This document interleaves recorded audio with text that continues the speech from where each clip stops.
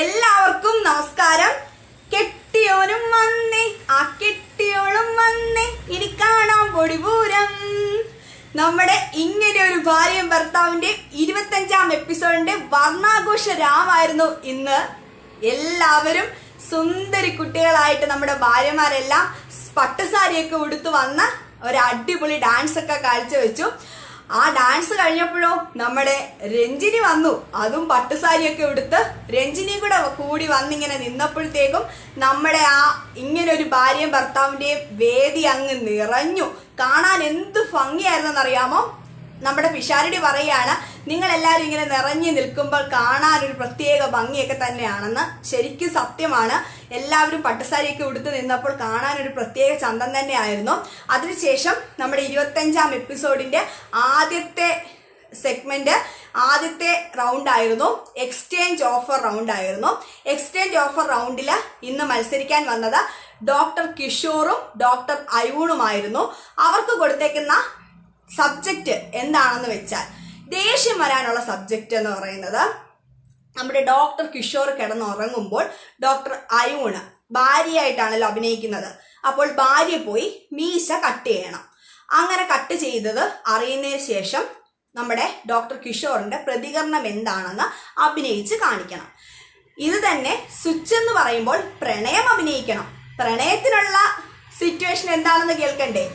Doctor നമ്മുടെ അയൂണിന്റെ സാരിയുടെ pleat പിടിച്ചു കൊടുക്കണം. നമ്മുടെ കിഷോർ ഡോക്ടർ അയൂണിന്റെ സാരിയുടെ പ്ലീറ്റ് പിടിച്ചു കൊടുക്കണം. ഇതാണ് രണ്ട് സിറ്റുവേഷനുകൾ. ഇത് നമ്മുടെ പിഷാരടി അവിടെ നിന്നിട്ട് ഹാൻഡിൽ ചെയ്യും. പിഷാരടി സ്വിച്ച് എന്ന് പറയുമ്പോൾ സിറ്റുവേഷൻസ് മാറി മാറി അഭിനയിക്കണം. നമുക്ക് കാണാൻ വളരെ രസകരമാണ്, പക്ഷെ ഇത് അഭിനയിക്കാൻ വളരെ പാടാണ്. പെട്ടെന്ന് സിറ്റുവേഷൻ സ്വിച്ച് എന്ന് പറയുമ്പോൾ മാറി മാറി മാറി മാറി അഭിനയിക്കാൻ വളരെ പാടുള്ള സംഭവമാണ്. പക്ഷേങ്കിൽ എടുത്തു പറയേണ്ട ഒരു കാര്യമാണ്, ഇവര് വളരെ മനോഹരമായി അഭിനയിച്ചു. ഇതുവരെയുള്ള നമ്മുടെ ഈ ഒരു സെഗ്മെന്റിൽ നമ്മുടെ ഭാര്യ ഭർത്താക്കന്മാരൊക്കെ വന്ന് അഭിനയിച്ചേക്കുന്നത്, നമ്മുടെ ഇത്രയും ഉള്ള ഒരു എപ്പിസോഡ് വെച്ച് നോക്കിയാൽ ഇവരാണ് കിട്ടിലമായിട്ട് അഭിനയിച്ചെന്ന് ഞാൻ പറയും. കാരണം എടുത്തു പറയേണ്ട ഒരാള് അയൂൺ തന്നെയാണ്. അയൂണിനെ സിനിമാക്കാര് കണ്ടാൽ കൊണ്ടുപോകും കേട്ടോ.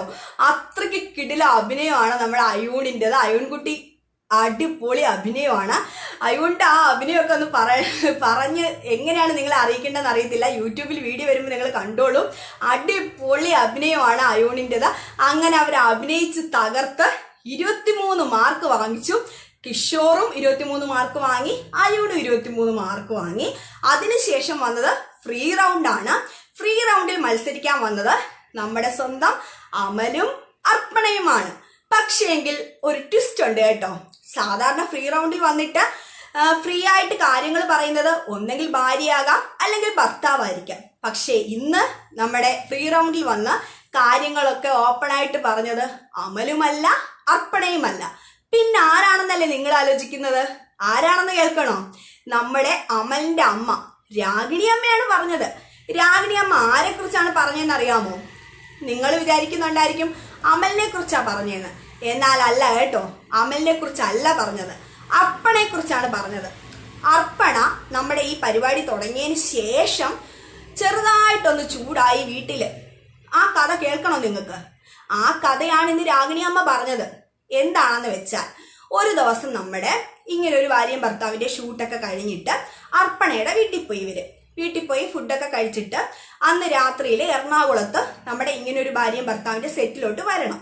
അപ്പോൾ നമ്മുടെ രാഗിണിയമ്മ പറഞ്ഞു, എന്നാ ഒരു കാര്യം ചെയ്യും, രാത്രിയിലത്തേക്കുള്ള ഫുഡ് കൂടെ എടുത്തോണ്ട് പോകാമെന്ന് പറഞ്ഞു. അങ്ങനെ ഇവർ ഫുഡൊക്കെ എടുത്ത് വെക്കാൻ വേണ്ടി ഒരു കവർ എടുക്കാൻ അർപ്പണ പറഞ്ഞു. ആരോട്? അമലിനോട് പറഞ്ഞു, ഒരു കവർ എടുക്കാൻ പറഞ്ഞു.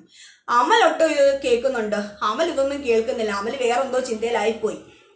അമൽ കവർ എടുത്തില്ല. ഉടനെ അമലിനോട് അർപ്പണ ദേഷ്യപ്പെട്ടു, അതും ബന്ധുക്കളുടെ എല്ലാം മുന്നിൽ വെച്ച്. ഇത് അമ്മയ്ക്ക് വളരെയധികം വിഷമമായി. നമ്മുടെ അർപ്പണയെ ഒരു മകളായിട്ട് ആണ് നമ്മുടെ രാഗിണിയമ്മ കാണുന്നത്, മരുമകളായിട്ടല്ല കാണുന്നത്. എന്നിട്ടും മകനെ പറഞ്ഞപ്പോൾ അമ്മയ്ക്ക് വിഷമമായി. അമ്മ അത് മനസ്സിൽ വെച്ചു. എന്നിട്ട് ഇവര് വയനാട്ടിൽ നിന്നും എറണാകുളം വരെ വന്നപ്പോഴും ഈ വഴിയിലൊന്നും അർപ്പണ അമലിനോട് സംസാരിക്കുന്നില്ല. ഇതുകൂടെ കണ്ടപ്പോൾ രാഗിണി അമ്മയ്ക്ക് വിഷമം കൂടി. അയ്യോ, എന്താ മോനോട് സംസാരിക്കാത്ത മോള് എന്നൊരു വിഷമമായി. അതിനുശേഷം ഇവര് നമ്മുടെ ഇങ്ങനൊരു ഭാര്യയും ഭർത്താവിന്റെ സെറ്റിലെത്തി. ഇവർക്ക് താമസിക്കാൻ വേണ്ടിയിട്ട് കൊടുത്തേക്കുന്ന റൂമുകളിൽ എത്തിയപ്പോഴും അമ്മയുടെ മനസ്സിലുണ്ടായിരുന്നു ഇവരിന്ന് ഒരു റൂമിൽ താമസിക്കുമ്പോഴത്തേക്ക് ഇവരുടെ പിണക്കമൊക്കെ മാറുമെന്ന്. അവിടെയും കിടക്കുന്നു അടുത്ത ട്വിസ്റ്റ്. നമ്മുടെ അർപ്പണ അമലിന്റെ കൂടെ പോയില്ല. ആ റൂമിൽ പോകാതെ അമലിനെ തനിയൊരു റൂമിൽ വിട്ടിട്ട് അമ്മയുടെ കൂടെ വന്നു നമ്മുടെ അർപ്പണ. അപ്പൊ അർപ്പണയോട് അമ്മ പറഞ്ഞു, മോളെ നീ പോയി അമലിന്റെ കൂടെ ആ റൂമിൽ പോ, ഞാനിവിടെ ഒറ്റയ്ക്ക് കിടന്നോളാന്ന് പറഞ്ഞപ്പോഴ് ആ അർപ്പണ പറയാണ്, വേണ്ട ഞാനിന്ന് അമ്മയുടെ കൂടെ കിടന്നോളാന്ന് പറയുകയാണ്. അതിനുശേഷം പിറ്റേ ദിവസം നമ്മുടെ ഷൂട്ടൊക്കെ ഉണ്ടായിരുന്നു. ഷൂട്ടിംഗ് സമയത്തും ഇവര് കുഴപ്പമൊന്നും ഇല്ലാത്ത പോലൊക്കെ അഭിനയിച്ചു. പക്ഷേങ്കിൽ ഇവരുടെ ഉള്ളിൽ ആ ഒരു പിണക്ക് നിൽപ്പുണ്ടായിരുന്നു. അങ്ങനെ അമ്മ ചോദിച്ചു, എന്താ മോളെ ഇങ്ങനെ എന്ന് ചോദിച്ചപ്പോൾ അമ്മയോട് ഇച്ചിരി മുഷിഞ്ഞ് സംസാരിച്ചു. അപ്പോൾ അമ്മ പറഞ്ഞു, ഒരു കാര്യം ചെയ്യ്, നമുക്ക് അമലിനെ വിളിച്ചിരുത്തി സംസാരിക്കാം എന്ന് പറഞ്ഞപ്പോൾ പറഞ്ഞു, വേണ്ട വേണ്ട അതിന്റെ ആവശ്യമൊന്നുമില്ല, വിളിച്ചിരുത്തി സംസാരിക്കൊന്നും വേണ്ട എന്ന് പറഞ്ഞു. അമ്മയ്ക്ക് ഇതൊരു വിഷമമായിട്ട് മനസ്സിൽ കിടക്കുകയാണ്. അമ്മ ഇന്ന് ആ വിഷമമാണ് നമ്മളോട് എല്ലാവരോടും തുറന്നു പറഞ്ഞിരിക്കുന്നത്, ഒപ്പം അർപ്പണയോടും അമലിനോടും പറഞ്ഞിരിക്കുന്നത്.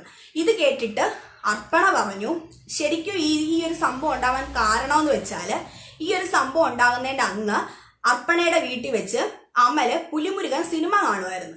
ആ സമയത്ത് അർപ്പണയുടെ അച്ഛൻ വന്ന് എന്തൊക്കെയോ ചോദിച്ചപ്പോഴും അർപ്പണയുടെ അച്ഛൻ ചോദിക്കുന്നതൊന്നും ശ്രദ്ധിക്കാതെ അമൽ ഇങ്ങനെ സിനിമയും കണ്ടുകൊണ്ടിരുന്നു. അപ്പൊ അർപ്പണയുടെ അച്ഛന് സ്വാഭാവികമായിട്ടും ദേഷ്യം വരുമല്ലോ. അങ്ങനെ ദേഷ്യം വന്നില്ലെങ്കിൽ പോലും എന്താ ശ്രദ്ധിക്കാത്തതെന്നൊരു ചിന്ത വരുമല്ലോ. അങ്ങനെ ഒരു നെഗറ്റീവായിട്ടുള്ള ചിന്ത പോലും അമലിനെ കുറിച്ച് മറ്റൊരാൾ ചിന്തിക്കരുത്. ചുരുക്കം പറഞ്ഞാൽ മറ്റൊന്നുമില്ല കാര്യം, അമലിനോടുള്ള ഓവറായിട്ടുള്ള സ്നേഹം, പൊസസീവ്നെസ് എന്ന് തന്നെ പറയാം. അമലിനെ മറ്റാരും കുറ്റപ്പെടുത്തരുത്, അമലിനെ മറ്റാർക്കും നെഗറ്റീവായിട്ട് മറ്റാരും ഒന്നും കാണരുത് എന്നുള്ള അർപ്പണയുടെ അമിതമായ സ്നേഹമാണ് ഈ പ്രശ്നങ്ങൾക്കെല്ലാം കാരണം. അല്ലാതെ ഒന്നുമില്ല. നമ്മുടെ അർപ്പണയ്ക്ക് അമലിനെ ഒരുപാട് ഇഷ്ടമാണ്, ഒരുപാട് ഇഷ്ടമാണ്, അത്രയേ ഉള്ളൂ കാര്യം. ആ ഒരു സ്നേഹം കൊണ്ടാണ് ഈ പ്രശ്നങ്ങളൊക്കെ ഉണ്ടായത്. അതെന്താണെങ്കിലും ഇന്ന് പറഞ്ഞ് നമ്മുടെ പരിപാടി വെച്ചെല്ലാം സോൾവ് ആക്കി വിട്ടിട്ടുണ്ട്. അതിനുശേഷം വന്നത് ഒരു രസകരമായ സെഗ്മെന്റ് ആണ്. ആ സെഗ്മെന്റ് എന്താണെന്ന് വെച്ചാൽ, നമ്മള് ടൈറ്റിൽ വിന്നിങ് കോമ്പറ്റീഷൻ ഒക്കെ കണ്ടിട്ടില്ലേ? ഒരു ടൈറ്റിൽ പറയും. അവാർഡ് നൈറ്റ് ഒക്കെ കണ്ടിട്ടില്ലേ? അവാർഡ് നൈറ്റില് ഇന്ന ടൈറ്റിൽ ഇന്ന ആൾക്കെന്നാ പറഞ്ഞ്, അതുപോലെ ഓരോ ടൈറ്റില് ഓരോ ആൾക്കാർക്ക് കൊടുക്കുകയാണ്. അപ്പോൾ നമ്മുടെ ഇങ്ങനെ ഒരു ഭാര്യയും ഭർത്താവും ഷോയില് മത്സരാർത്ഥികൾക്ക് ഓരോ ടൈറ്റിൽ വെച്ച് കൊടുക്കുകയാണ്. അപ്പോൾ നമ്മുടെ രഞ്ജിനി ഒരു ടൈറ്റിൽ പറയും. ആ ടൈറ്റില് ഏത് മത്സരാർത്ഥിക്കാണ് ചേരുന്നതെന്ന് വെച്ചാൽ അവർക്ക് കൊണ്ട് ആ പേരെഴുതിയത് മാല പോലെ ഇട്ട് കൊടുക്കണം. അപ്പൊ രഞ്ജിനി വായിച്ച ആദ്യത്തെ പേര് നമ്പർ 1 തേപ്പുകാരൻ എന്ന് പറഞ്ഞ പേരാണ്. അത് ചേരുന്നത് ആർക്കാണെന്ന് ബാക്കിയുള്ള എല്ലാവരും സെലക്ട് ചെയ്തത് ശ്രീകാന്തിനെയാണ്. അങ്ങനെ ശ്രീകാന്തിന് കൊണ്ടുപോയി ആ പേര് ഇട്ടുകൊടുത്തു, മാല പോലെ എഴുതിയത് ഇട്ടുകൊടുത്തു. അടുത്തത് ജാടക്കാരിയായിരുന്നു. ജാടക്കാരി രമ്യയാണ് സെലക്ട് ചെയ്തത്, രമ്യക്ക് ഇട്ടുകൊടുത്തു. അതിനുശേഷം വന്നത് ഗിരിരാജൻ കോഴിയാണ്. ഗിരിരാജൻ കോഴിയായിട്ട് സെലക്ട് ചെയ്തത് നമ്മുടെ വിനുവിനെയാണ്, വിനുവിന് ഇട്ടുകൊടുത്തു. അതിനുശേഷം വന്നത് ഏഷ്ണിക്കാരിയാണ്. ഏഷ്ണിക്കാരിയായിട്ട് സെലക്ട് ചെയ്തത് കീർത്തിയെയാണ്. അതിനുശേഷം വന്നത് തള്ളുവണ്ടിയാണ്. തള്ളുവണ്ടിയായിട്ട് സെലക്ട് ചെയ്തത് അമലിനെയാണ്. അതിനുശേഷം വന്നത് പിശുക്കിയാണ്. പിശുക്കിയായിട്ട് സെലക്ട് ചെയ്തത് ഐശ്വര്യയാണ്. അതിനുശേഷം വന്നത് മിസ്റ്റർ ലോലനാണ്. മിസ്റ്റർ ലോലൻ ഏറ്റവും പാവമായിട്ട് സെലക്ട് ചെയ്തത് നമ്മുടെ റോഷനെയാണ്. റിവാസിനെയാണ് സെലക്ട് ചെയ്തത്. അതിനുശേഷം വന്നത് തൊഴുത്തിൽ കുത്തി എന്ന് വെച്ചാൽ എന്താണ് അർത്ഥം എന്ന് വെച്ചാൽ, കുത്തിത്തിരിപ്പിന്റെ മറ്റൊരു പേരാണ് ഇത്, തൊഴുത്തിൽ കുത്തി. അത് ദർശനെ തന്നെയാണ് സെലക്ട് ചെയ്തത്, ദർശന.